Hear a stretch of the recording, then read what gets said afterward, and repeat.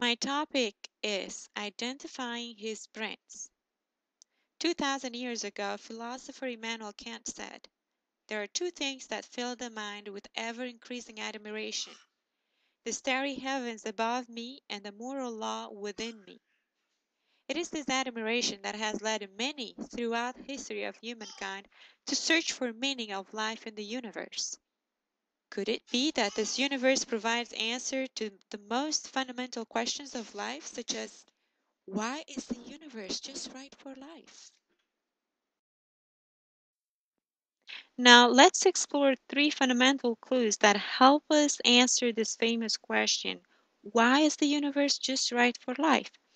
First, let's define clues. What are clues? In his book Glimpsing the Face of God, McGrath defines clues as little more than suggestions, but when accumulated, point to a definite direction. Moreover, this act of uncovering clues satisfies our longing to make sense of things. For instance, when we resolve puzzles or enjoy works of detective fiction, we demonstrate this interest in unraveling mysteries. In the same manner, when we contemplate the incredible beauty of nature, we can, by uncovering clues, trace all this work to its master artist. Clue number one: innate desire. Humans have an innate desire to search for meaning in the universe.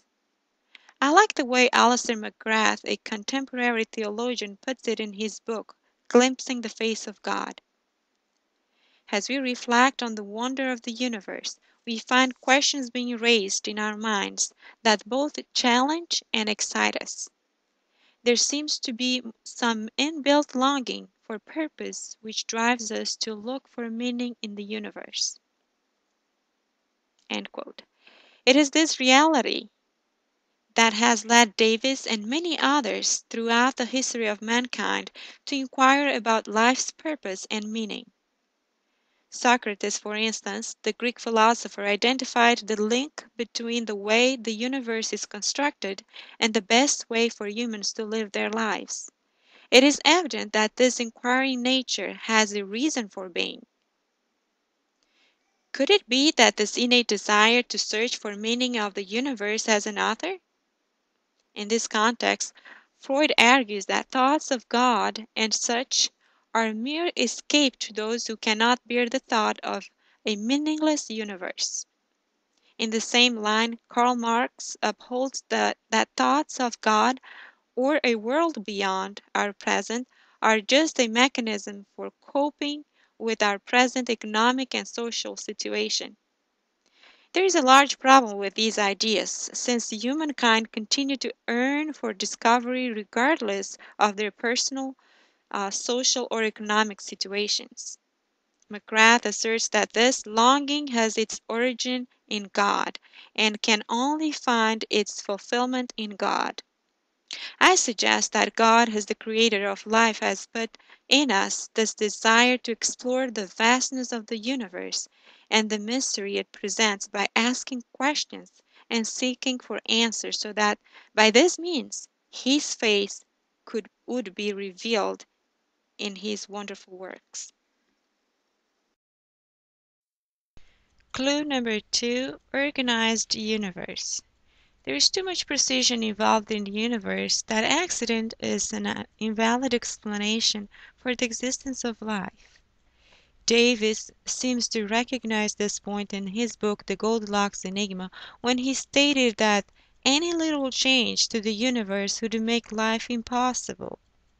Again, McGrath meets this issue head-on by maintaining that the universe is full of wonders which point to purpose and design. The psalmist echoes this sentiment when he stated, "The heavens declare the glory of God, and the firmament proclaims his handiwork." In an interview of James McDivitt, the astronaut who orbited the Earth 62 times, they asked him, "Did you see God while in space?" He replied, "I did not see God looking down into my space cabin window, just as I do not see God looking into my car's windshield here on earth, but I could recognize his work in the stars, as well as when walking among flowers in the garden. In reality, the universe bears the mark of an intelligent creator, and nature with its laws attests of a God who had always been involved in human affairs. However, I find it hard to believe that all the wonders we discern in the universe exist simply from nothing or by accident. Some individuals resist the thought that God is the creator of life because it cannot be tested, and others suppose that faith and science are simply antagonists. To me, it is ironic that most renowned men who have greatly contributed to the scientific development believed in God.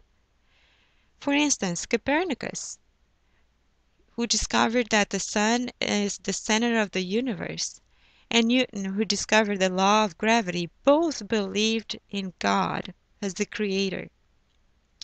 Furthermore, it is insightful to note that God is to be acknowledged more from what he does not reveal of himself than from that which is open to our limited comprehension. So the inability to test God's creative power by the scientific method should strengthen our faith in him, and that is exactly what happened to Copernicus and Newton and many contemporary students of nature. Clue number 3. Man's limitation to interpret nature. In Goldilocks, Davis suggests that perhaps our minds are just too simple to be able to understand all the mysteries that life entails. So why is it that men fail to rightly interpret nature? In Testimonies, Volume 8, White presents two solutions. First, because of sin, man's capacity has been dwarfed, hence preventing not only a true comprehension or understanding of nature and its laws, but also of the nature's God. Second, the interpretation of nature does not depend on human wisdom. The Creator and his works are beyond the comprehension of the wisest according to man's standard. This is obvious, since all the theories have tried and failed. In order to interpret nature, we need the Creator of nature to instruct us. We need the Holy Spirit to teach us. Apart from this, many speculations lead to danger of exalting nature above its Creator, which has become so common today. In conclusion, the innate desire to search for meaning in the universe, the wonders and precision we are able to discern, and the human limitation in interpreting nature all constitute clues. As McGrath points out, clues can do a little more than suggest, but when accumulated in this sense, point to a definite direction. So these clues identify the marks of a designer who is calling our attention beyond the visible universe. This view provides a plausible answer to Davis' famous question of why is the universe just right for life?